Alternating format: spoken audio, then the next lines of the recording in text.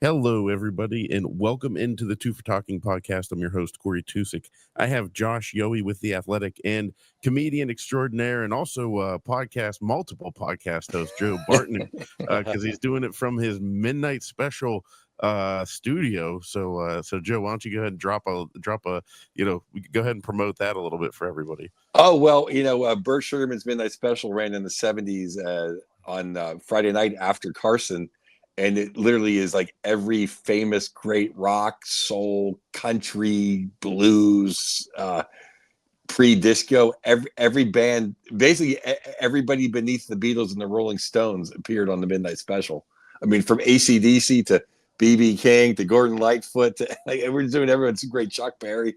It's been fabulous. So we go through and we pick an episode. We talk about the host and run down the host, and we talk about we pick an episode and talk about it. It's on the Midnight Channel YouTube page, which is, if you like rock and roll from the 70s or any era, it's an incredible archive. So you got to check that out and check out our podcast.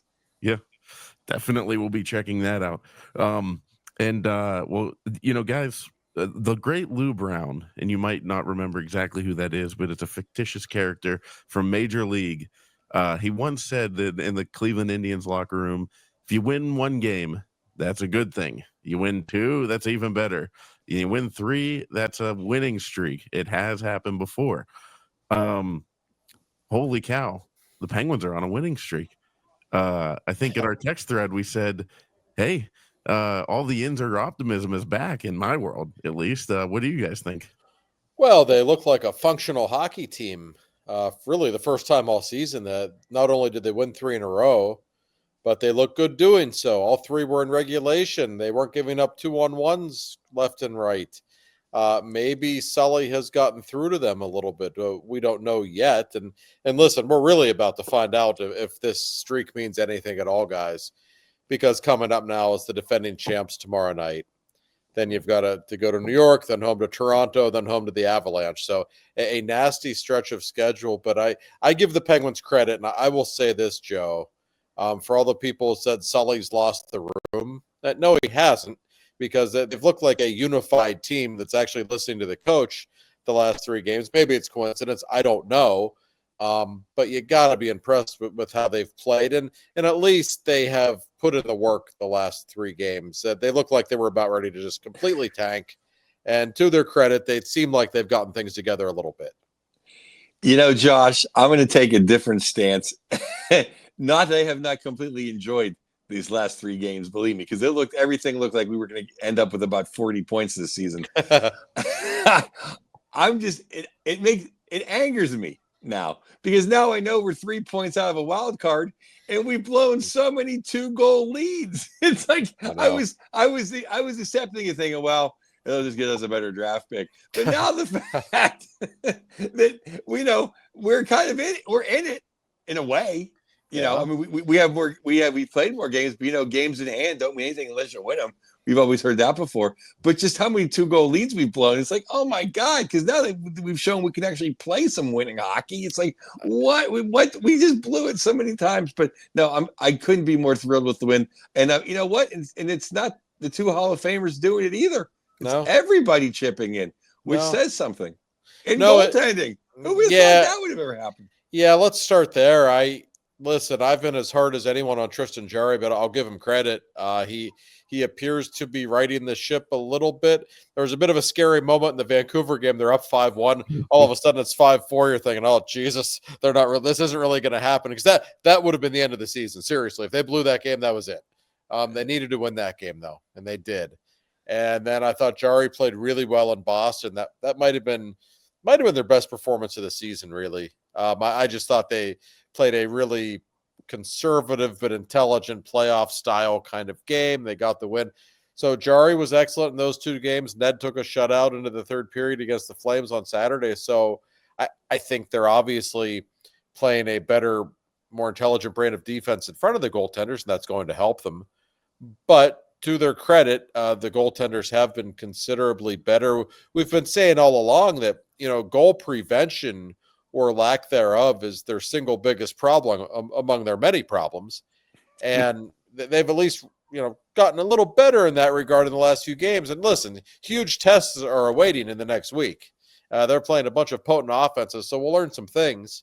But I give them credit for at least not playing like a bunch of idiots, because first 6 weeks of the season, that's all we saw. And Joe, I don't want to oversimplify this, but to me, one of the biggest things, Letang and Carlson haven't sucked the last 3 games. They've actually been pretty good. Boy, it goes a long way when those 3 who are on the ice all the time start playing better. You took the words right out of my mouth. I was just about to make that point.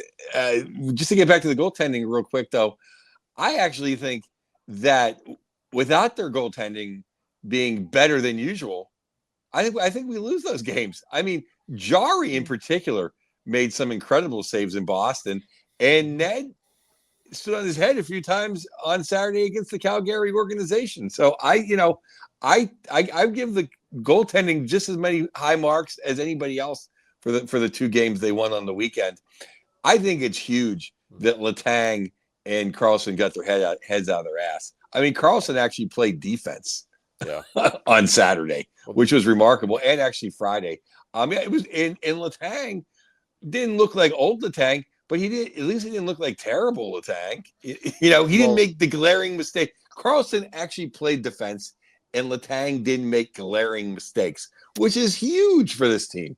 I thought Letang looked an awful lot in the last couple of games like he looked in the first half of last season, when he maybe wasn't as explosive as he once was, but he was actually playing good defense and good positional hockey, stuff that we haven't seen from him at all this season. So that's encouraging. And Carlson, there was the one game, it might have been the Vancouver game, I didn't necessarily notice him that much, but then he ended up having 3 assists and was, really good. He's so talented. He can be quiet and still put up his numbers. He just needs to avoid those glaring mistakes that have been so terrible. So the blue line in general, I think, has been markedly better in the last week. Now, why is that? Well, the 2 big guys have gotten it together. Owen Pickering has certainly made a positive impact. But the biggest thing of all, you know where I'm going. You're going to like this, Joe. I've read as a fervent reader of your columns and your tweets and posts. You know where I'm going. I know exactly where you're going. But let anyone who missed it, please indulge. Well, yeah, I have some numbers, in fact. If I may, just reading off of my own Twitter, because, well, that's like the lazy way to research, I guess. But in the last 2 seasons, since Ryan Graves has been a Pittsburgh Penguin, when he's in the lineup, the Penguins are 38, 40, and 12. They've lost 52 out of 90 games. That's an 80-point pace. That's terrible. When he is now out of the lineup, and he's been a healthy scratch during this 3-game winning streak, the Penguins are 10, 4, and 4. That's a 113-point pace over 80 games or 82 games. Now, I'm hardly blaming Ryan Graves for all of their problems, but those are numbers that I can't ignore. They have been a winning team without him the last 2 years. That's almost 20 games. That's a small sample size, but it's not a minuscule one. It's very clear to me that the blue line kind of falls into place when he's not in there, quite honestly. And you can see why. He's not going to play again against Florida, judging on what I saw in practice anyway today. Why would you have him back in there? He's clearly your worst defenseman. Sully's trying to win games. He's not worrying about how much money somebody's making, nor should he. I think you make so many great points that every time I shut up, I can hardly keep up with them. That's why I think Sullivan's doing a great job of coaching right now, because he is not worrying about feelings, and we can get to the forwards in a second, but I want to get to, I love the Graves point. I mean, the numbers don't lie. Pickering has been a godsend. Yeah. I think there was a talk though, because there's been so many less bad pinches, which in turn leads to so many less 2-on-1s and 3-on-2s. Not all of a sudden they just didn't realize, hey, we can't play this way and win. Either Sid swung a stick at somebody's head, or Sullivan had a meeting, right? I mean, It didn't just happen overnight. No. But the other thing is, Grizzly has been acceptable the last 3 games, because I was excited at the fact that he was going to be a healthy scratch until Pickering got sick. Well, and you know what happened? It's funny you bring that up, because he was supposed to be a healthy scratch, and he knew it. Pickering gets sick. Maybe that was the wake-up call Grzelcyk needed. Like, I just knowing that, hey, pal, you were supposed to be a healthy scratch. Now let's get sick, so you have to play. Maybe that got through to him. I don't know. He has not been offensively bad the last couple of games. He's actually been fine. A step in the right direction, perhaps, for him. So, yeah, of all the problems the Penguins have had in the first 6 weeks, and there have been many, I just look at the overall play of the blue line as number one. And it's been much better the last week for all of these guys that we've mentioned. Marcus Pettersson has really had a bad start to the season for his standard. He's been better as well. So suddenly everyone seems to have gotten themselves straightened out on the blue line. And I would actually take it back to even before probably the Winnipeg game, the Utah game, even though they looked terrible in the Utah game and Winnipeg overmatched them. I would say that I saw a difference tactically in how they were playing. They looked like they were trying to go more conservative at that point. That doesn't come naturally to them. They're no good at it usually. It takes them a while. And they were sacrificing a lot of offense while doing that. Like the Winnipeg and Utah games, Jesus, it's a wonder Sid got number 600 in those two games because they barely generated any offense. Almost like the pendulum swung too far. They were just trying to focus on the defensive zone so much. Well, now I think maybe they found a balance. And listen, if they got their asses kicked all week this week, none of this matters. But they've given themselves a chance, Joe. I mean, they're 3 points out of a playoff spot all of a sudden. The rest of the East stinks after the top 5 or 6 teams. Well, that is, and we'll just speak about it real quick right now because I'm going to get into the forwards. They very well could just get run out of the building because the Carolina Hurricanes got run out of the building by the Big Cat Florida Panthers. Yeah. I mean, the big cats are the big cats. I mean, the Penguins might have to play their best game just to lose 5-3. They might in regulation. I mean, they're still the favorite to win the cup as far as I'm concerned. Completely, in my opinion. Yeah. It's like the old Penguins going back to Sid and Gino and the big guy, and the Steelers for that matter. Whenever someone's at their heels, that's when they show up. It's like, oh, Boston, oh no, oh, Toronto, oh no, Winnipeg, oh Carolina, oh that's right. No. Yeah, it's like they just put it right in their place. So hopefully they will look past. Hopefully they'll get some nice Permani sandwiches and have a nice time in Pittsburgh and not worry about winning on Tuesday night. But then I'm not afraid of the Rangers. We get into them when we do our national segment.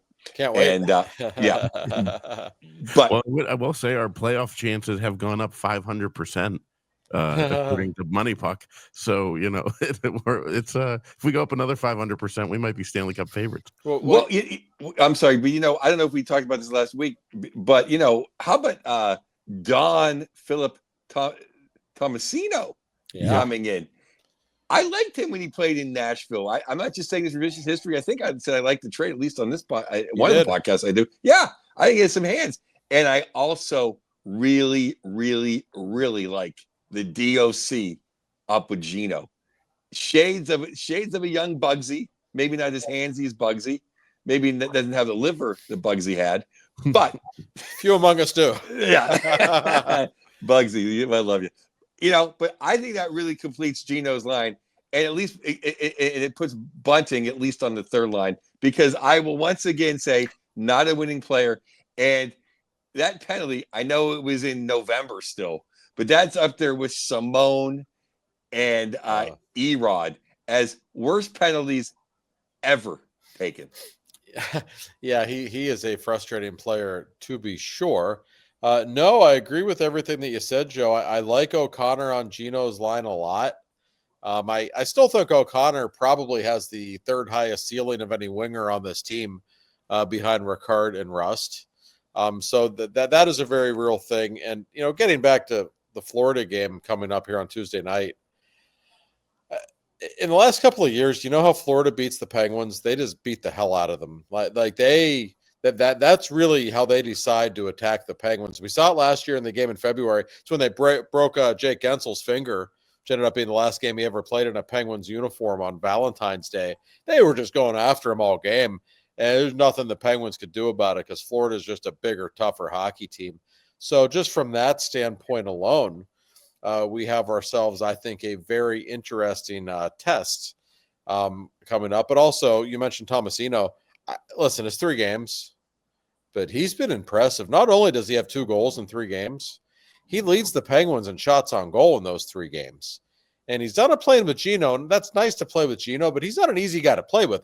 I promise you, Phil Tomasino's never played with anybody like Evgeny Malkin before because nobody else plays like Gino, and yet he looks pretty comfortable on his line. I think it was a really smart move. It's a 23-year-old former first-round pick who hasn't really figured it out with one franchise. He's one of those guys, maybe there's a 50% chance he's a bust. There's also a 50% chance with a change of scenery, he becomes a legitimately good top 9 forward. It's a great risk to take for the Penguins. He's handsy. He's fast. He's got kind of a tenacious side to him, I think. I'm really impressed with what I've seen from him. Me too. And, him and O'Connor, they are the best of what Gino likes to work with. And I'm pretty sure I've heard you say this. Gino is actually more pliable. It might be the word to use. Yeah. As far as as far as working with people. Mm-hmm. It seems like he can adapt easier than 87. Yes. And what does Gino like? He likes a sniper. That's Tomasino. And he likes a big guy that goes straight to the net, a.k.a. Fedotenko, Bugsy, you name it. And that's Mr. O'Connor. So I love that line. And this gives our captain, the Rusty Razor, who's really looking like he's not injured anymore. He's playing great hockey. And Raquel is on. I mean, if Raquel's going to play like that, we'll keep him for his $5 million. Yeah, right. No, that's a good point. No, I mean, you're right. And you're right with Gino. Now that I think about it, he does like the sniper, Sikora, James Neal, guys like that. And then the big power forward, it's true. Now, Gino's not hard to play with. Sometimes it takes a little while to get comfortable. Sid's the one that can be incredibly picky and frustrating to play with. Like, he makes up his mind pretty quickly if he likes somebody or if he doesn't play with them or if he's comfortable. And, I mean, yeah, that's just the way it is. But it's 3 games, so we're not going to get too excited about Tomasino. But I see the talent. I see why they made the move. And I just love the fact that he's 23 years old. I mean, this is a guy who hasn't even scratched the surface, really. And Nashville gave up on him, and maybe that will be to the Penguins' advantage. Yeah, we can't have enough guys that need a second chance, as far as I'm concerned. Like, especially with some pedigree that have looked good on the various occasions I've seen them. That being said, I talked about this, all fall. I like Beauvillier as an Islander, and then he disappeared, but he's playing pretty good for us. And hey, I've seen better Blake Lizotte in these last 2 weeks I ever saw him play for the Kings. So I'm on the Blake Lizotte train. I just really want to get my guy Puljujärvi back in there. Man, Joe, go ahead, Joe. I don't understand why he's a scratch. Do you? I don't either. And then Sullivan. Well, I know he takes bad penalties, but Jesus Christ! Michael Bunting's in the lineup. Yeah. I know, and almost like Sullivan excuses his penalties. No, it's true. And I've been talking with people in the organization about Puljujärvi and what's going on. And basically, I've been told, he doesn't kill penalties, and Matt Nieto does, and Nola Chari does. Like, well, that's great. But if you've seen Matt Nieto play, I'm sorry. There is nothing there 5-on-5. I mean, nothing. It's wonderful that he can kill penalties. It's not like other guys on this team can. I think Jesse Puljujärvi's been one of their, one or two best bottom 6 forwards. I mean, He's big. What do you want? He's big. He's fast. He's scored some goals. He's made some pretty setups on other goals. He kind of plays with an edge. He brings a physical nature. Like, why the hell wouldn't you want him in the lineup? It's just baffling every to me. Time he's out there, something happens. Especially against Bennett and Kachuk and those guys. I mean, the only thing I've seen that Matt Nieto can do is grow a mustache, which is a nice trait to have. It is. But there has never been a day on God's green earth that Matt Nieto is a better hockey player than Jesse Puljujärvi. Oh, God. That's just the bottom line. So, and then I'm afraid, Cody Glass has not distinguished himself, but he's been okay. I feel like Cody Glass is going to hop over Jesse now. He may. It's possible. They want to see what they have in him, which I understand. I'm sure they do. But it's funny. I've talked with a lot of people about the Puljujärvi thing. I just can't understand it. Excuse me, the first time he was a healthy scratch, it was a game in Toronto, 3rd game of the season. Sully seemed so apologetic after making him a scratch. as though he was basically saying, I screwed up. I shouldn't have made this guy scratch. He's a good player. But now he keeps doing it. I don't understand it. I saw some next-gen stats today that came out. The NHL likes to put out the skating mile per hour stats and who has the most 20-mile-per-hour bursts in the league. And Puljujarvi was the one Penguin on the list. Like, he's literally been their fastest player. They need big guys, fast guys, young guys. That's what he is. And I love he and DOC on the same line together on the third line. And I'm fine with DOC on Malkin's line too, but there was something there. And I want to see that a lot more than I want to see Matt Nieto play. And I'll tell you that. Yeah, I was begging for him to be on Malkin's line, but if Ofosi's up there, okay, but at least be in the top 12. And Chari plays hard. Do I think Puljujarvi has a bigger upside than Noah Chari? Yeah, but I have no problem with him with the Chari getting the sweater over Puljujarvi. I do over Nieto, and I kind of do over Bunting. I agree. I understand Bunting has found his goal scoring touch a little bit recently, but he's hurting them every game. Like the penalties when he went offside on Gino's beautiful goal, and he's done that a couple of other times. Like he's not, like you said, he's not playing winning hockey at all. He's really, there's not a lot of thoughtfulness to his game. He's not the guy he was last season at all. So I don't think there's any reason for him to be in the lineup. Puljujarvi, like, I think there's something there with Yessi, and he's a different guy now than he was back in March and April. Like, he had double hip surgery. You don't just come back from that. That takes time. He's clearly moving at a much higher level this season. He would absolutely be a fixture on my third line. Find someone else to kill penalties if he's no good at it. It's not that hard to kill penalties. Sorry, like people can do it. Yeah, I mean, okay. So we have Rusty, O'Connor, Achari. That's 3 right there, and Bunning can do it. But who am I missing out? Lizotte. Yeah, there you go. I mean, it's not like you don't want Sid doing it all the time, but he can come out in the last 20 seconds, take a face off, whatever. I mean, yeah, it's not that hard. I just sorry, Nieto. I like. And by the way, Nieto, to his credit, he's had a nasty injury. It's been a year-long rehab. A lot of guys just would have called it quits. I give him credit for working his way back into shape where he can actually play in the league, but he's not helping them. Sorry. Yeah, and he can go play in Columbus. Yeah, I hear Columbus is lovely in December. I don't want to hold the man back from the way he makes a living. I'm just trying to get Puljujarvi in the lineup. That's right. And I know, because I know there's a couple of Michigan supporters among me right now. I know we'll be talking about something else that happened in Columbus as well at some point in this podcast. Just throwing that out there. With a great line that I'll save for later, but it's Ryan Day. He really had a doozy in Columbus. Let's just say about Nieto. I mean, like, not that Puljujarvi is going to be like somebody that draws interest from fans for tickets, but like, it gives you something. You know what I mean? Like, these are guys that, like, if you're trying to sell tickets, which I think the Penguins might be trying to do, you have these younger guys that it's like, hey, come see them. Because I don't even think, Nieto's mom would be in the stands to watch him. Like, that's like the type of player you're like, your parents aren't showing up to these games, dude. Like, nobody wants to watch you. Doesn't do anything for me. So bring the young guys in. But the thing with Puljujarvi is, I mean, and he was on trade watch, and he's circling around Leon and Jesus for 4 or 5 years. The man has pedigree. The man has size. The man has hands, and he has a bit of a nasty streak. And it's only his like second team, so he really would probably wants to make an impression. And I've only seen him give 100%. I've never seen the guy lollygagging. If anything, he takes stupid penalties out of commission, not omission. He'll have his hand in the cookie jar, if you will. That's right. And this was the 4th overall pick in the draft. You're right. There is a real pedigree there, and you can see it when you see him play. Like, he just jumps out at you, some of the plays he makes.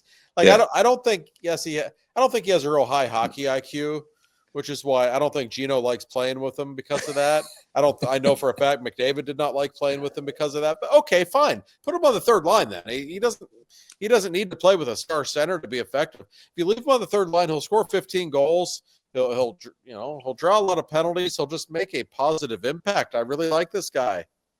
Yeah, I mean, especially like he cherry picks. Like he's everything you want on a third, fourth line. A guy he forechecks. He's rung some bells this year. He can take a little punishment. He's got sweet. He's a guy you can stick on the third and fourth line, and he's going to get 15 goals just because he's going to get 15 goals because he has that kind of hands. Yeah, which is exactly what the Penguins need. A guy at the third line to get 15 goals out of nowhere. And he's a bit of a loose cannon too, which I like. He's got that crazy hockey player look in his eyes. Like the Penguins don't have many of that. They need some guys who make you a little uncomfortable. He's just a big dude that's not afraid to hit you from behind if he feels like it. Like he gets in your head a little bit, I think. So I don't know. I agree with most of what Sully's done with the lineup. That one really confuses me a good bit. But that said, I think he'll be back in the lineup sooner rather than later if I had to guess. We can't watch this Nieto, Achari, Hayes line for much longer. It's the slowest line I've ever seen. I mean, I just don't know if that's going to work in the modern day NHL. And by the way, Hayes, there's another guy that can kill penalties. Nieto does not need to be in the lineup. He just doesn't. No, I know he's slower than frozen Heinz ketchup, but I got to say, Hayes has played pretty good this year. It's been fine. I know. There's a lot of, I know a lot of detractors. I'm not saying you. I just know a lot of them in my personal life, and I'm like, right. He's okay. I don't have really a bone to pick with him in the top 12. I think he's been pretty good, actually. I've never really seen him play that much, just here and there, but I did not know how well he saw the ice. Yes, like he's great on the second power play. Yeah, he really is. He has great vision. He's already slow, but he's good at slowing down the play on the power play, and he is, and he makes some plays, and he's scored 4 goals already, I think. I mean, he's been fine. I honestly think he has helped the bottom 6 more than people want to give him credit for. Absolutely, and he's a big freaking dude. At some point, you need somebody. He's twice the size of Nieto. Yes. At some point, you want someone to bounce off you on the forecheck. That's right. When Sam Bennett's coming through to get the puck out, you'd much rather have him bounce off. Did you see him against Carolina? He looked like Andre the Giant. He threw the defenseman right through the goalie, just like sit down. Oh, I love Sam Bennett. Oh, that Florida team, they're great. They're wonderful villains, is what they are. Like, you hate them when they're not your team, but then when you sit back and look at them objectively, you say, I kind of wish my team played like that. Like they're tough as nails. They have the talent to back it up. Now they're the real deal. The Penguins better bring the big boy pants tomorrow night because that Florida team doesn't mess around. It's literally like you're watching the Superstation on 605 when I was a kid. Like those are the 4 horsemen. Those are the Anderson brothers. Like those are the Legion of Doom. Lex, I mean, those are bad dudes coming to town. But we'll hit them up on the national level side when we take a break in a second. But I will say, we can squeak out a loser point out. That'd be amazing. But I'm not afraid. The next teams I'm not afraid of at all, and I'll break them down on our national segment. But as long as we can get through with our heads up a little high, I don't want to 8-0. I mean, I was at that. I was at the Dallas game, so I don't repeat of that. Yeah, we just play a good hockey game. So I'll be thrilled. If Sullivan can not be ready to explode at the end of the game. Before we move to the national segment, Josh, I'm curious. I mean, it's something I thought of, and then I can't remember. I mean, all my hockey information comes from The Athletic, and your colleagues there via Twitter or in the articles. So I'm sure people alluded to it. It might have been you, it might have been Rossi, who knows. But I thought the same thing. Sid gets embarrassed, kind of. His 600th goal is on a bad night. The crowd boos in a 2/3 full arena. Yeah. And then they have a couple of days off. Is there any chance that Sidney Crosby finally, I don't know, maybe he does speak up and have a big speech, or do you think the rest of the room was like, man, we really effed this up for the I have a thought on the Josh, like I said, interrupt. I think they had 2 full days of practice. Yeah, that could be. That did not hurt. That always plays a role, I think. I don't think I've talked with people. I don't think Sid said anything, and that's not really his way. It's very rare that he will, but I do think a lot of guys were kind of embarrassed on behalf of Sid for the way. If Brian Russ specifically told me, he said I had to clean up the language a little bit for the article, but we swear on this podcast, so we don't care. He said, it's a 600th goal and we play like shit like that. He said that's embarrassing, and I think a lot of guys in the room probably felt that way. Obviously, Russ did. And I think I told the story last week. They made Sid pose for a picture with the puck. He's sitting there holding the puck in the locker room. And I saw the picture. The Penguins decided not to make it public because he looked like he was a hostage. I mean, it was painful to see the look on that. You could just see the pain on his face. So I think some pride probably kicked in for the Penguins after that. That was hopefully for the Penguins the low point of the season. You lose at home to Utah 6-1 on a night Sid has a milestone like that. That's just brutal. So whatever happened, I don't think Sid said anything, but they look like a different hockey team all of a sudden. We'll see if it continues, but it was a welcome sight for Penguins fans. I know that. Yeah, that's what to me, Sid as a captain seems like the dad that you don't want to disappoint. Yeah. Like where it's like he's not gonna yell at you. He's like, I'm just disappointed, and I. That had to have turned kind of tide. So, as someone who's petty on little things, it was the last time the Penguins had been at the beginning. Well, they were at the beginning of the NHL on the NHL networks. Sports Center, whatever we call it, the NHL, but they don't call it tonight. Whatever they call it. Oh, on the fly. Yeah, and literally, we've been one of the bottom 2 or 3 games ever since that night, and we never in the last 20 years, we're always at least in the top 5 or 6 games, right? Unless we're maybe playing Columbus on the busy weekend. We're literally like right before the 3 stars of the night. Like you got to wait till like 10 to the hour now to see Penguin highlights. It's pretty brutal. It's pretty, it's pretty humbling. Yes. Yep. Well, that'll do it for the first segment. Something that you should never be humble about, though, Josh, would be your insurance coverage. We have the Reg Dunlap of insurance. I mean, I'll even call him the Lou Brown of insurance. I feel like he'd be a fan of Major League. I could see Bill Neofus standing up in his hospital bed, listening to the transistor radio saying this shit's the best. He probably is. I don't know that for a fact, but it's funny.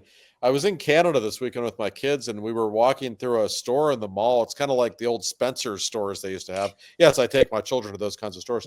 And my youngest, my 10-year-old Connor, he says, "Look, Dad, it's your favorite person."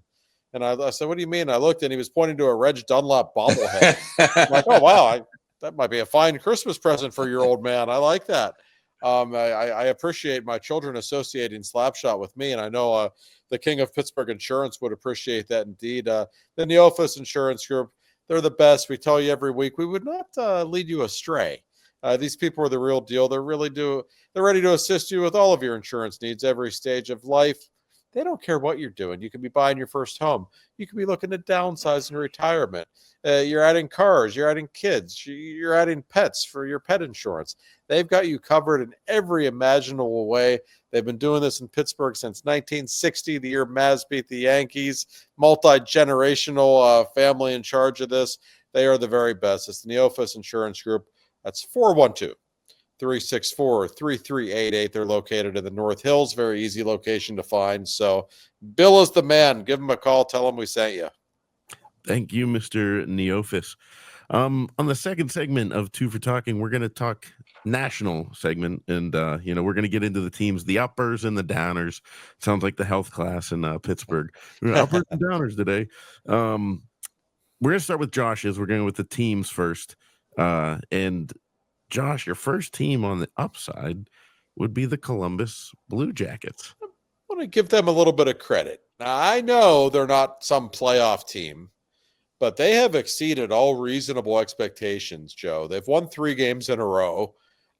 Zach Werenski's having a great season. I mean, he is a great player. He's always been a good player. He's really putting it all together. And I think they weren't expected to be a good team anyway. Then the Johnny Gaudreau tragedy happens, and I think everyone thought, Jesus, this is going to be the worst team in the league. Like, not for a lot of reasons. Number one, they don't have Johnny Gaudreau on their team anymore. Number two, just the psychological impact of it all. They've been okay, Joe. They play really hard. I give them credit for what they're doing right now. Well, Matthew Olivier throwing bombs. I mean, he's the new Bob Probert. He can play. Yeah, he is. He's got like 9 goals. He's beating the hell out of people. And Rowinski's playing great. Sean Monahan resurrecting his career, which is nice. He actually went there to play with Johnny, which is really sad. And top of the stick to the great Mearsy, Steve Mears. So every time they score a goal, you get to hear Mearsy on the NHL Network. So I'm glad Mearsy. Good luck. Yeah, I'm glad Mearsy's having fun out there. It's just hold your ears, Mearsy, every time they score that damn cannon. Cannon. Oh, it's the worst. It's the worst. Next up on your up list would be the Los Angeles Kings, winners of 3 straight, and they are 8-2-1 at home. Nobody's going into the Staples Center or whatever they call it now and coming out with a victory other than the Kings. No, and I'll give the floor to Joe on this one since it's his mistress team. But I feel like they're always under the radar. Maybe they're not as flashy as the Oilers or the Avs, some of those powerful Western teams. Man, they're just a solid hockey team, aren't they, Joe? Well, I'm kind of giving away the lead on my hot guys, but I always say if Andrzej Kopitar played in Boston, they'd already have a statue built to him. That's right. Think if Patrice Bergeron could score. Well, that's Andrzej Kopitar. And he is an absolute heater. Him and his running mate, Adrian Kempe, his line mate, probably the most underrated player in the NHL. Great player. Kempe is not only can score, he is a man. He's an aggressive. He's like horny with better hands, to be honest with you. They're playing great. Byfield's starting to score again. They had a rookie kid come up because he got his first win in the NHL. I believe it was a shutout, and they're not even playing with Downey right now. So their young guys, two young hot defensemen are playing well. They're playing great. I mean, the other thing that's scary right now is their number one goaltender is out, and they're leaning a lot on Big Save Dave Rittich, and that scared the hell out of me at the beginning of the year. It still does every time it's him and that. I'm like, oh, but he's playing good, so not knock on wood. But yeah, absolutely, the Kings. Yeah. Next up, Josh, you had the Edmonton Oilers. They're 7-2-1 in their last 10, winners of 3 straight as well. Yeah, slowly but surely they're coming to life. We know they're going to be in the playoffs, and they might well be the favorite when the playoffs begin. I don't think they're as good on paper as they were last season, but it's interesting. McDavid hasn't really gone off yet by McDavid standards, but they're starting to put a lot of wins together. I watched some of their game on Friday or Saturday night when they played in Colorado, and they handled the Avalanche pretty easily. Beat them 4-1. I think it was on Friday night. That game got my attention. I think the Oilers have some flaws on their roster that need fixed badly, but I also think they're a little bit bored. And I think that's part of what we see maybe early in the season, because this team knows until they win the whole thing, that they will not have accomplished anything in their mind, I'm sure. But they're starting to play a little bit better. I wouldn't forget about them. Well, Skinner is playing better in that, and they're playing without Hyman, so they are playing well. The Avalanche, well, we can get to them, but beating them isn't as great a thrill as it used to be. But Jesus has not completely warmed up to the challenge. Yeah, he's not quite on top of his game right now, is he? Yeah. No, but it's like the old, still getting. He's the only guy who can have a bad 3-point night. Yeah, I'd still take him on my team. Don't get me wrong. Yeah. Now on the way down, let's go with the New York Rangers. They're 4th in the Metro, and before even looking at their standings, I've seen a lot of headlines of potential fire sales, and it does not sound great in the Garden there. No, and they are imploding right now. They lost at home badly to the Devils tonight, by the way, 5-1, I think it was. Wow. They are, there's a lot of turmoil right now. I know some people who cover that team. I've heard some stories. Like, there's some stuff going on in that locker room. And, Chris Drury sends the memo out to the whole league, You can have Jacob Trouba if you want, or you can have Chris Kreider if you want.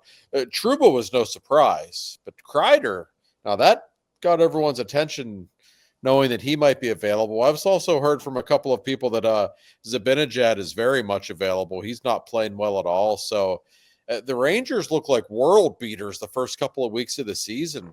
And all of a sudden, they're like down to 4th or 5th place in the Metro. I don't know what's going on there, Joe, but it's not pretty on Broadway right now. Well, I thought that Zibanejad has been on the block for a year and a half, or at least he should have been, as Lafreniere has stepped up his play, and I think something's got to give. Yeah, I am shocked that Kreider is on the block. I actually thought that was floated just to like be a little shot across the bow, the bow. Like, hey man, anyone can move, but you were not moving Chris Kreider. I absolutely love Chris Kreider. He's a little bit off this year, but they all are. So that shocked me. Trouba has just always been a pain in the ass, and it was great seeing Josh Anderson kick his ass on Saturday afternoon. Did he ever?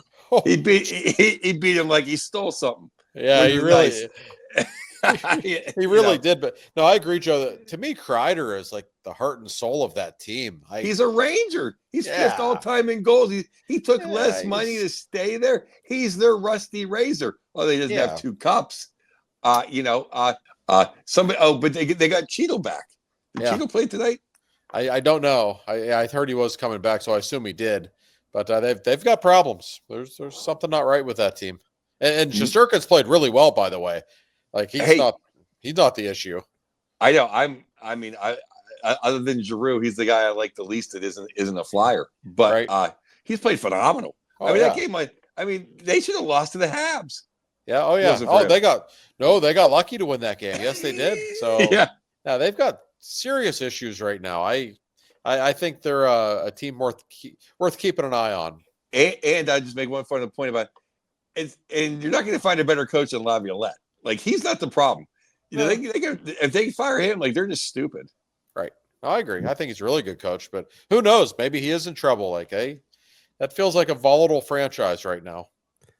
And I'll tell you what, as a watcher of those 92 Penguins, I can never, ever, I mean, I don't hate them like I hate the Flyers, but I can never see the blue shirts struggle and not feel good about it. So it brings me joy. I mean, at that time, in that little window of in that Mario window, I hated them even more than the Flyers. Oh yeah, that's the team. When I was a kid, I hated them more than anyone. Oh yeah. Yeah, I mean, there was a few years there where it's just like pure hatred. But after that, and living around New York and just knowing it's good for the league. Once Yager went there, and I mean, it's good when they're good. It's good when they're good. I don't like Shesterkin, but it's good when the Rangers are good. That's fair. And the Garden rules. Yes. Yeah. Next up is the Nashville Predators, 2-3-5 in their last 10, and they're just giving away top prospects. And I don't know, maybe they can send us somebody else. I feel like they're on this list every week, but how can they not be? This was a team with Stanley Cup aspirations. They were already a legitimately good team. And then you bring in Steven Stamkos, and he wasn't the only guy. Marchessault comes in. You make all these moves in the offseason. People were talking about a cup run in Nashville. They've been one of the worst teams in hockey, and I don't see any signs of life from them, really, Joe. This is shocking to see this because they're always such of a consistent franchise. They never start the season like this. I was not expecting this. No, they lost their soul. They lost too many guys on their bottom 6, which I didn't account for. I didn't anoint them the leaders of the Central, but I thought they would come in 3rd or 4th and make the playoffs. Yeah. I just thought of something. They're the team that could use Mika Zibanejad. They just don't have a number 1 center. I don't care how many great wingers you have. If your number 1 center is O'Reilly, who's good, but he's a really good number 2 or an incredible 3. He's not a number 1 center. No. I mean, they could really use the Zibanejad. Yeah, they could. I mean, they could use something. I'm curious to see what happens. Barry Trotz is running the show down there, and he mouthed off to the media a couple of weeks ago. He said, "We'll just start the rebuild if these guys are going to keep playing like this." And he did not get their attention by saying that. They've not played any better at all. I don't think that's a great thing to say because I think you're the one that put this team together. Yeah, exactly. I mean, it's literally all your fault. in That's the right. rebound. He's going to get rid of guys that he specifically brought in. No, I mean, that's exactly. He's kind of calling himself out there, I guess. I don't know. I was not expecting this in Tennessee at all. No, Penguins play down there in a couple of weeks. It'll be interesting. That team is just a mess. Yeah. And then finally on your down list is the Calgary Flames. Losers of 2 straight, but that team that was in Pittsburgh on Saturday night did not look like the team from earlier this year. I think they were playing over their heads quite a bit in October when they started the season well. I just don't see a lot of impactful NHL talent on that team. I don't really think this is a playoff team. I give them credit for the way they started the season. Boy, were they bad on Saturday. I mean, if the Penguins played well, I give them credit, but I thought Calgary, that was the worst performance from an opposing team against the Penguins I've seen all season, Joe. I thought it was great fortunate that they played in Columbus the night before. Yeah. I think Columbus knocked the starch. I mean, at least they knocked the starch out of Ryan Lundberg. But I kind of think they are the Eastern. They're the West. They're the Western or the Centrals, or the West. Excuse me. Philadelphia Flyers. I think they're stringing the most out of that talent pool and getting great effort from their coach. They have a very good coach. Just the same way that I think the Winnipeg Jets are the Carolina Hurricanes of the West. Great lineup, top to bottom, 1 through 9. They're going to play hard. They're going to play the system. They're going to win all the games. They're supposed to, because they're going to play harder than you on a Tuesday night. That's right. But then when they play the real big boys, the Dallas Stars or the Big Cats, well, then they just don't have the big horses when they need them. The guys that score the big goals that Florida had improved to the Canes and that Dallas had improved to the Winnipeg Jets. Yeah. No, I think that's a very fair way to look at things. That's why you're Joe Bartnick and you get paid the big bucks. You're right. I can't disagree. I can't disagree with anything you said. It's an honor to have you say that to me. Josh, we can't disagree with anything I said. That really is something. But and there's one thing I am is fair, even to the creamsicles, 90% of the time. You're fair in pointing out all their mistakes. The Flyers have played a little better the last week, but I refuse to put them in the teams on the rise category because I know Joe didn't want to discuss that. Frankly, neither did I, so it's fine. So we'll go through Joe's players up and down. We got Braden Point in Tampa Bay, 5 goals in his last 5, but a hat trick against the Caps. And he seems to really be putting it together in a losing cause. And I think if you go 6 games in the last 6 games, I think he had a hat trick in the last in like the 6. Yeah, I believe right. I know that's like because I literally just because I do my morning skates. I'm like, I swear he just had another hat trick in a winning cause. Yeah, I Point now the Cooch is injured or he seems like he's dinged up. I mean, Point just jumped back into the lineup and just is taking off. He's an incredible hockey player. Point. He's a great player. I think he's the best player in the bumper spot in the power play in the league, probably. He and Vinny Trocheck are the 2 best at it. Point's one of the most underrated players in the game. I think because of the star power they have in Tampa with Kucherov and Hedman and Stamkos was always there, and now Jake Gensel's there, all these huge names, I think he goes overlooked. Man, when you watch Tampa play, you appreciate how good that guy is. Oh, he was named the original 6 of the Canadian Olympic or whatever 4 Nations team. Oh yeah. I mean, so so he's not underrated. And no offense to Vincenzo, a Pittsburgh Paisan, but Braden Point's the best bumper player in the league. I don't even think it. No, I mean Trocheck has his own skills. Like Liam Neeson, but he's not Braden. He's not Braden Point. That guy's a star. I mean, he's a great player. Absolutely. Next up would be Sam Reinhart. You can see him in person tomorrow in Pittsburgh. 3 goals in his last 5. I mean, 18 on the season. He's just, like that number. When I looked at it, I'm like, really? Oh my God! I didn't know anybody had 18 goals this season. And he might be the best. He might have overtaken the Rat as the best shorthanded player in hockey. Yeah. How many goals did he score last year? Like 50, whatever it was. In the 50s. Yeah, he scored. And I remember thinking to myself, he's a really good player. I don't think he's ever going to score that many goals again. And now he's on pace to do so. After he got his big money deal, I give that guy a lot of credit. He's another one we probably don't talk about enough. Florida's not the kind of team that's dictated by one star, yet they have Barkov and Kachuk, all these big names. Do not forget about the guy who scores like 50 or 60 a year. He's a huge, huge piece of what they do. And he did it when Barkov and Kachuk were injured and sick at the beginning of the year. Oh, yeah. He carried him right through the beginning, the first couple weeks of the season. Yeah, he's a star. I mean, and you're right. He can kill penalty. I mean, yeah, he brings that dimension too. I appreciate what that guy can do. Yeah. Yep. And next up, we have, we talked about them a little bit, but Kopitar and Kempe, 14 points in their last 5 games combined. And, there's just 2 players that, hey, I'd love to have them on the Penguins. And I might, if I can stay up and stay awake, I might start adopting the Kings because I like watching those guys. Yeah, Kings are great. And also, it's the last year of the great Nick Nixon.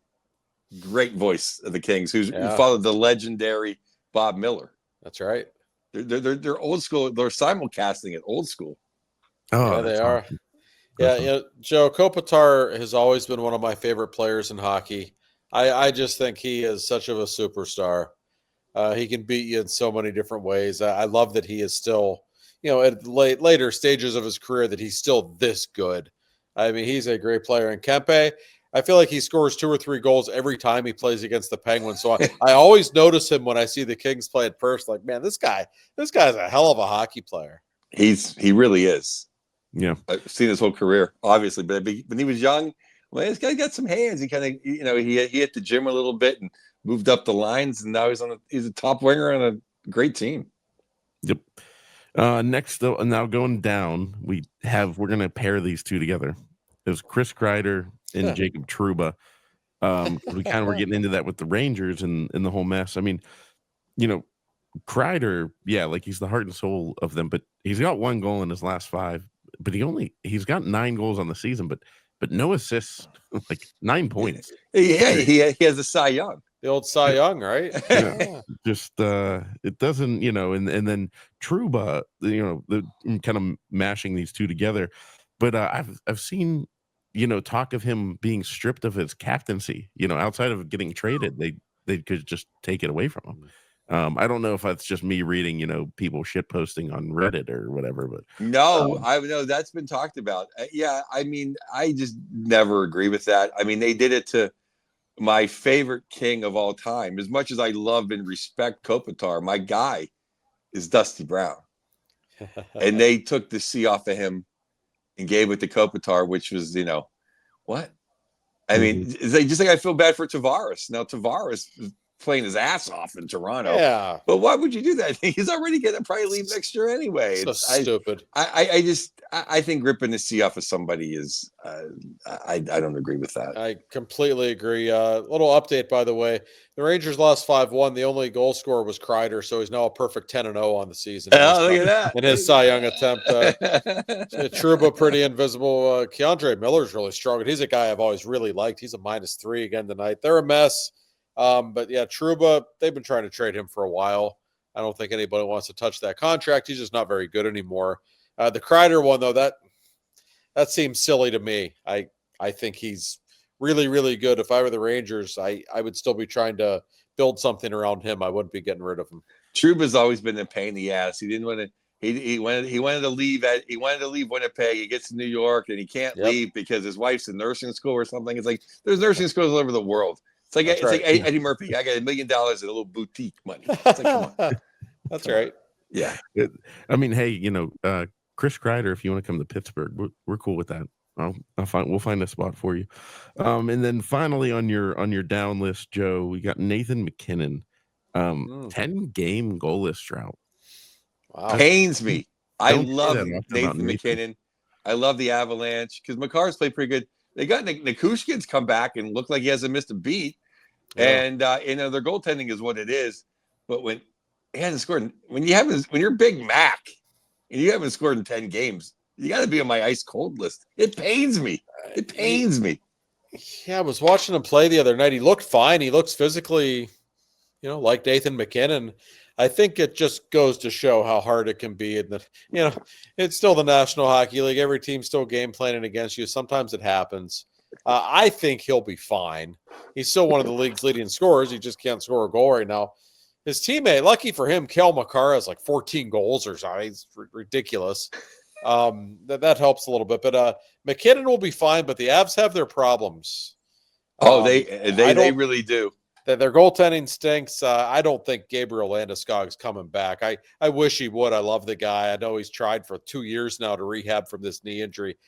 I don't think it's a knee injury. I don't think it's going to happen. It certainly is worth wondering if it will. So it's a shame for them because that team that won the Cup 2 years ago, Joe, to me, that was one of the most dominant Stanley Cup teams we've seen in a long time. I thought they were going to win at least one more. Group. But now I wonder. Now there's room. Mikko Rantanen wants $14 million a year.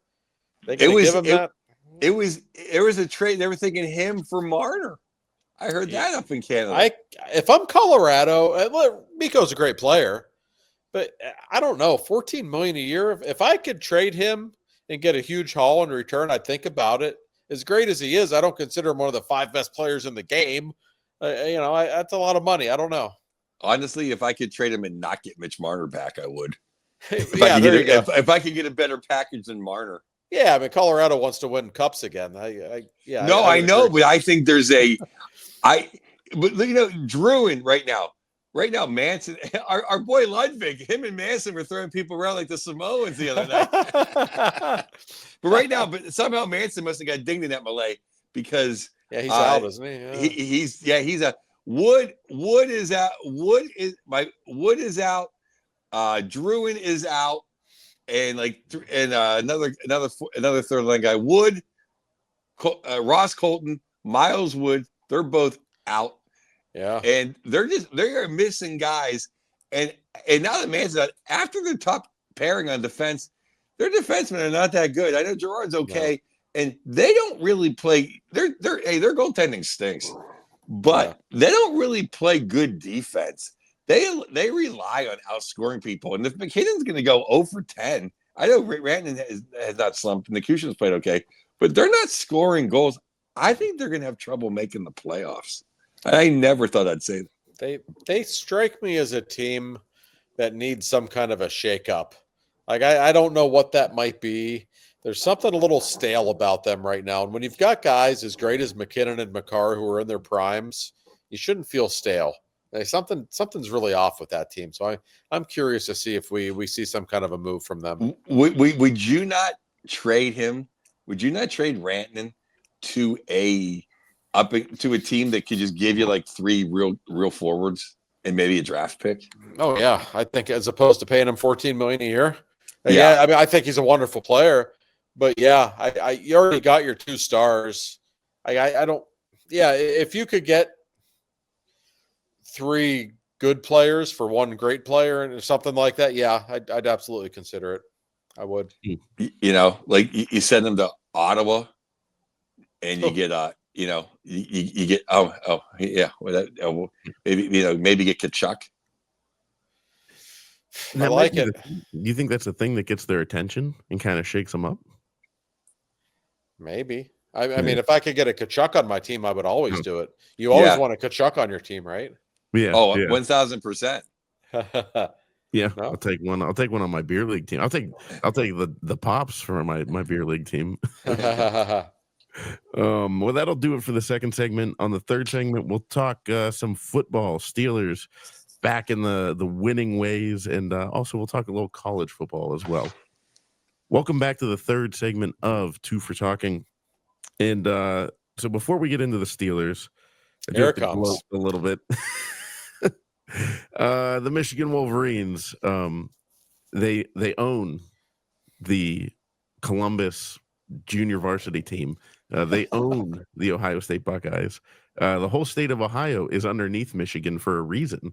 And I saw this quote and I thought it was great. I don't even know who said it, but it's been going around. Ryan Day, which, I tweeted before the game. I said there is one reason that Michigan's going to win this game, and that reason is Ryan Day. Like, the guy, the greatest line ever from Jim Harbaugh. He said, "Some people wake up on third base and think they hit a triple." And like, it is just such a slap in the face to Ryan Day. I love it. But this quote is, "Ryan Day is the Michael Jordan of James Franklin's." And I was like, that is like really a good example, because we know James Franklin can never win a big game. Ryan Day certainly wins very few of them.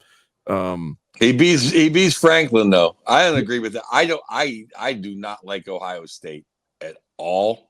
I always root against Ohio State in everything, but he's a better coach than James Franklin. Oh yeah, no. I mean, come on. I mean, here's the thing. He has won some big games. James Franklin's never won a big game. What I thought was great was that you can tell the Michigan kids actually go to college. And Ohio State's basically like a community college. GCAC is when the guy from Michigan on the field is like, well, some people need to learn how to lose. Yeah. I thought that was classic, and that run was just amazing, and it was just great. It was a great day. Yeah, great day of football. Crazy games all day. I mean, this playoff is going to be very interesting. I know. I mean, I'm a college football guy, but I think having the 12-team thing is great, because this way there's so many more teams in the mix. It's still going to come down to the best 3 or 4 teams are going to have the real chance to win it. But who I want to see get in, I want to see South Carolina get in, because they've won some big games lately, and their quarterback is fabulous. That's what I want to see. Yeah, he is. Do you think the committee's going to put Alabama in just because it's Alabama, or are we expecting that? Or I'm an SEC loyalist. I don't think they can. I think it's going to be South Carolina over Alabama. I might just be saying that with Gamecock glasses on. No, I think these college football playoffs are going to be great. I can't wait. I mean, I just, it's just something new. We've never had, like, around the holidays, real football games to watch. Usually it's the Sunbonnet Bowl or whatever. Like, this is the real thing. This is, one and done elimination games. I love that in the first round, they're all on the campuses. You get to host a playoff game. And we might, who knows what the matchups will be. But yeah, I'd sign up for, like, the U goes to Penn State or whatever. Like, who wouldn't watch that? Absolutely. But it's kept so many more teams in the mix. Before, it's like, Notre Dame lost their game. Okay, they're done. Now there's like so many teams that all these games this weekend are only important because there's a 12 team. If it was just 4 teams or 2 teams, none of these games would have been important. Yeah, I can't wait. No, it's gonna be great. No, yeah, it's different. I mean, it's just, like you said, usually if you lose one game, it was like, well, there goes that. Not national champions this year. Right. But it'd be interesting. And, those of you in the state of Ohio, maybe learn how to lose. What's his name? The linebacker going, "I'm so sick of them planting the flag in our field." And, well, I mean, you went 0 for 4 against Michigan, so it's your fault. Maybe don't pepper spray the players from the other team. Like, come on. That was a little much. Really? Pepper spray? Yeah, it's what's funny is they should have practiced losing. They should be used to it. They're pretty good at it by now. It should be a class. One of those easy classes at Ohio State. That's how everybody gets a 4.0 there. So the Steelers, the professional team that we all live and die with. I was talking to some friends about it, and this is weird. We can win in multiple ways. When was the last time the Steelers could do that? Because we talked about it 2 weeks ago with the Ravens, and we grinded the game to a halt, and just, took Lamar out of it. And then all of a sudden, I mean, I thought we were going to lose Sunday, because I'm like, man, a track meet, like, there's no way, no matter how good our defense is, Joe Burrow is going to light us up. And it turns out we were able to light them up too. Yeah, I mean, listen, we all know Cincinnati's defense stinks, and we can't ignore that reality. But Russell Wilson's really good, guys. I mean, and it's just the way he's in control of this offense. You could see it all game long. He was changing plays every time he did it. It worked. He was reading the Bengals defense like it was nothing. I am so impressed with what I've seen from him. The Steelers are putting up, I think it's 27 points a game with Wilson as their quarterback. If they're going to score 27 points a game, like, I realize the defense hasn't been great the last couple of weeks, but still, with the defense they have, if you're going to have a quarterback who's putting up those kinds of numbers every week, I think they're a legitimate contender. I don't think they're as good as Buffalo or Kansas City, but stranger things have happened. I think if you're a Steelers fan right now, you got to be feeling pretty good. Yeah, I don't know if they're quite like the top 2 or 3 teams. I don't really put Kansas City in that because I've only heard they won by hook and by crook the last like month and a half. But Buffalo's very good. The Lions are very good, but the beauty is we actually have a quarterback, a professional quarterback. How about that? And we're throwing the ball downfield, and we look like an NFL team. We don't look like a mediocre SEC team that has to win on defense. We look like a top tier SEC team that can throw the ball, and it's just fun they're just fun to watch for the first time since Ben was quarterback. It's been drudgery since Benjamin was our quarterback, and now it's been pure fun. It's fun to watch a team that can go down the field. Yeah, and I like that they let Russ cook this week. They were just going out of the shotgun every play. You could still run the ball, and they did. They ran the ball effectively, but I like that there was more of a aggressive pass-first approach. I don't care how well you run the ball. Maybe if you're Detroit, it's different because they're so good at it. But in the NFL 2024, you got to throw the ball. You have to put some points up. You're just not going to win a Super Bowl winning game 17-13 every week. It doesn't work that way. You're not going to beat Buffalo or Kansas City in a playoff game playing that way. And you can see them opening things up. I'm so impressed with Wilson. Just his mental aptitude for the game, the way he reads defenses, the way he's clearly in control of that team. Really high marks for him. I'm a little concerned about George Pickens. Not that he might get thrown out of a game at some point. I'm afraid he might actually kill somebody during a game. Like they really need to get him under control. And to Tomlin's credit after the game, he said George needs to grow up. You don't usually hear Tomlin say stuff like that about his players, but you can tell the act is wearing a little thin with him. Speaking of killing somebody on the field, did you see that hit that kid took in the Carol? Poor Trevor Lawrence. Yeah. I mean, that was like maddening. I mean, that was just that was literally like James Harrison hitting somebody. Yeah, that didn't look like real life. But James wasn't cheap. I mean, that was one of the cheapest hits I've ever since they invented the slide. Yeah, I think that was the cheapest one I've ever seen. Yeah, you got to suspend that guy for quite a while, I would imagine. Yeah, that was really bad. I mean, and then he writes this big apology, and you don't know me. Yeah, I saw you. I know exactly what you did. And I didn't know this until he did that. He has apparently a long history of taking shots like this. Like, does he? Not like on the slide necessarily, but he has a rap sheet of taking some dirty shots at people. So it's yeah. But it's like you only need one for one like that. That wasn't like he's kind of dirty. Yeah. That was like one of the dirtiest. I mean, that was Oakland Raiders 70s stuff. That was steel curtain stuff like that. That's from the 70s. People don't do that anymore. Yeah, it was kind of uncomfortable when I saw the replay. Like, oh my God, like did that really just? Trevor Lawrence must be thinking, I have to play for this horse shit organization already. We're 2-10. Now I got to deal with this. Like, oh my God. And he's like fighting the cops. It's like, what are you doing? Yeah. You didn't pepper spray him though. Yeah, right. Only the Michigan kids get pepper sprayed. I know. Well, how about the Ratbirds losing to the Eagles? And I mean, the Eagles look good. Don't get me wrong, but all is not well in Baltimore. No, I mean, when they win, they look great, but they've lost 5 times now, Joe. Lamar doesn't always look very good against good defenses, but we have seen this over the years. He'll put up 6 touchdowns against the Bengals like it's nothing. They're still a threat. I still don't know, even if the Steelers win the division, I doubt that would really be their pick of who they want to see in the first round.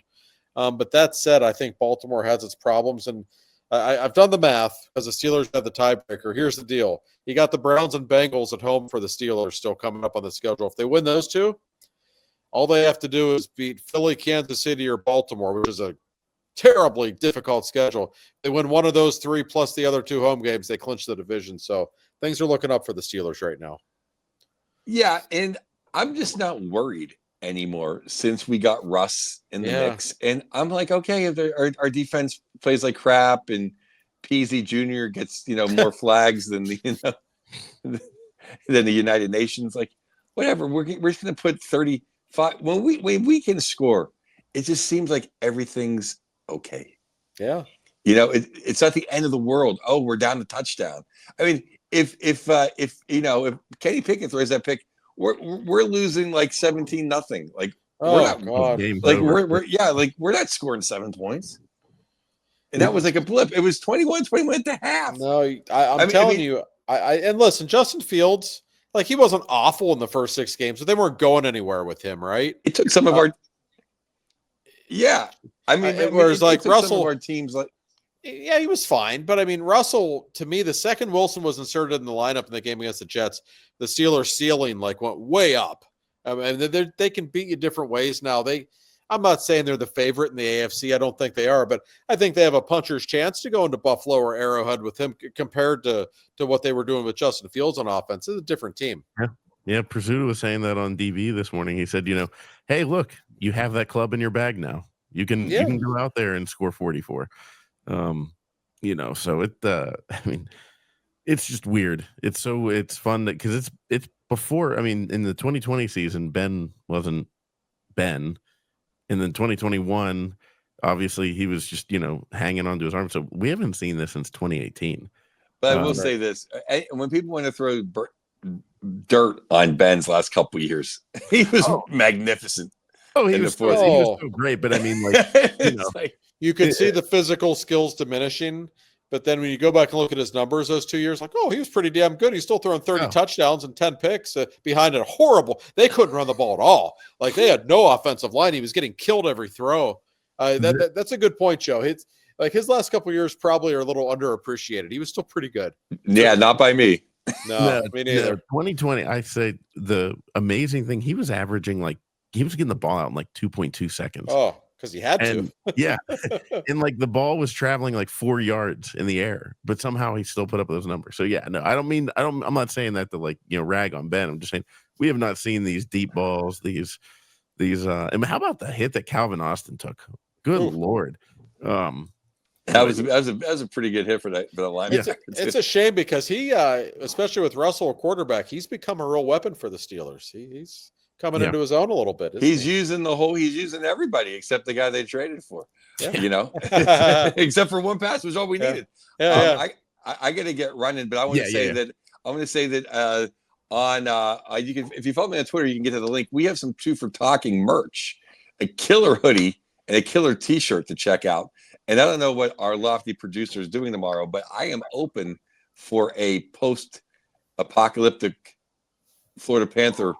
Live on all your basic channels that we did that one time. No, I think I could do that. I won't be able to watch start to finish, sit down and not miss a shift. Yeah, but that's why I'm here. Yeah, but I could do it. I mean,